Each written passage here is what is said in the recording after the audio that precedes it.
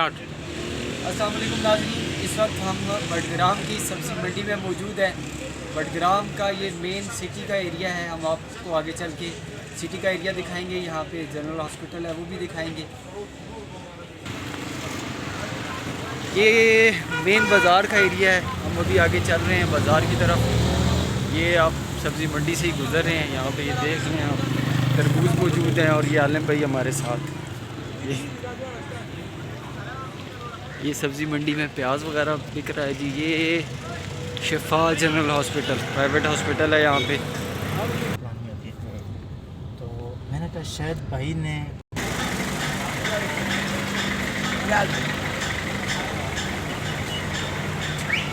ये जी बडग्राम का मेन बाज़ार है।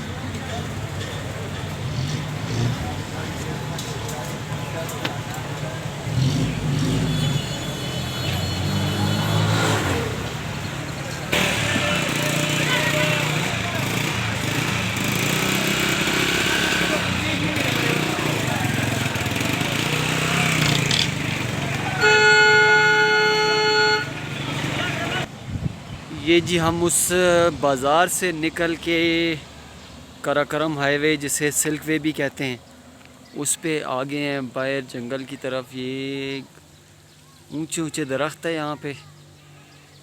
ये जंगली हयात का बोर्ड भी लगा हुआ है, आप इसको देख सकते हैं। यहाँ पे एक बहता चश्मा है, वो भी मैं अभी आपको दिखाऊंगा, वो इस तरफ है। ये आगे चश्मा है, इसको हम देखते हैं आगे जाके।